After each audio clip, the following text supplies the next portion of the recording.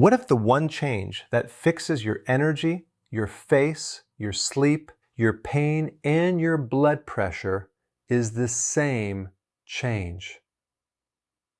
And what if it takes just 2 weeks to start seeing it? Here's exactly what happens to your body when you cut out sugar. Not just the obvious stuff, but organ by organ. The first thing you'll notice is your face. Within days, the puffiness starts going down. The roundness softens. Your jawline comes back. Most people think that's just water weight. It is, but it's also inflammation. Excess carbohydrates cause fluid retention and inflammation in your face, around your eyes, in your cheeks. The face changing is one of the first visible signs that your body is shifting fuel sources. And that fuel shift is the whole story. Your body runs on 2 fuels, sugar and fat. Given the choice, it always burns sugar first. Cut the sugar, and your body is forced, finally, to tap into fat. Starting with the fat stored in your liver.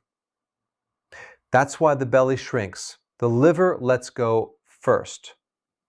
Now let's talk about the 4 organs that take the most damage from sugar. Your eyes. The retina is one of the most sugar-sensitive tissues in the body. Diabetic retinopathy, destruction of the retina, is what happens after years of high blood sugar.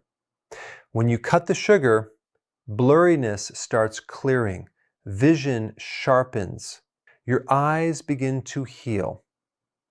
Your kidneys.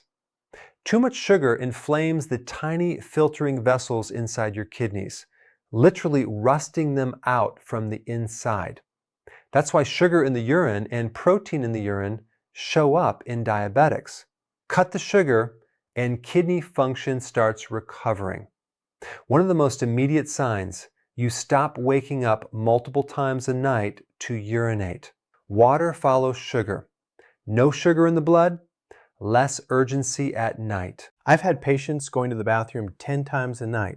Cut the sugar, and they slept straight through. It takes a few weeks, but it happens. Your arteries.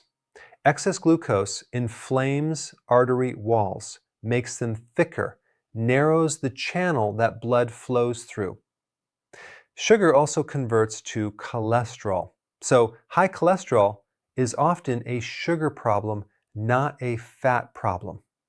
When you cut sugar, arterial inflammation drops, walls relax, blood pressure comes down, sometimes dramatically, and cholesterol numbers improve without medication.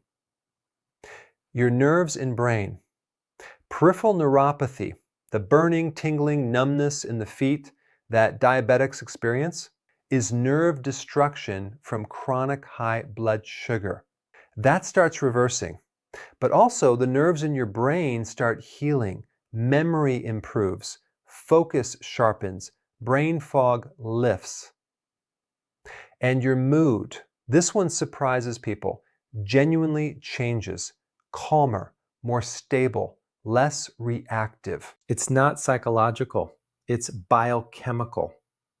Now let's talk about energy, because this is where it gets interesting. The average person carries about 1,700 calories of stored sugar. They carry around 100,000 calories of stored fat. Running your body on sugar is like powering a car off a AA battery. Running it on fat is like having a full tank. When you make the switch, the energy swings stop. No more afternoon crash. No more needing food every 2 hours just to function. Your body is eating its own fat between meals, so it's never actually starving. That's why the hunger and cravings disappear. Not willpower, biology. The transition takes about 3 days. Those 3 days can feel rough, maybe a headache, some fatigue. Push through it. The other side is steady, clean energy all day. Anyone can handle 3 days. Here's something that almost nobody talks about honestly. The average American consumes about 13 teaspoons of added sugar per day. But added sugar is just the tip of it. When you factor in bread, pasta, cereal, crackers, rice, juice, alcohol, and everything else that converts to glucose, most people are consuming the equivalent of half a pound of sugar every single day. 275 grams, nearly 70 teaspoons. That's what the body is dealing with. And the deepest benefit, the one underneath all the others, is reversing insulin resistance. Here's what that actually means. When your body is flooded with sugar over years, it starts blocking insulin just to protect itself. But that also blocks the absorption of potassium, magnesium, B1, calcium, vitamin D, amino acids. You can be taking supplements and eating reasonably well and still be deficient because insulin resistance is blocking absorption at the cell level. You have a weight your body won't let you get below. That's insulin resistance setting a floor. When you cut the sugar, insulin resistance starts reversing. Absorption improves. The set point drops. Muscle tone improves. The cellulite on your legs, that's often muscle atrophy from nutrient malabsorption, starts filling back in properly. Reversing insulin resistance also reduces your risk of fatty liver, heart disease, stroke, and cancer. Not marginally, significantly.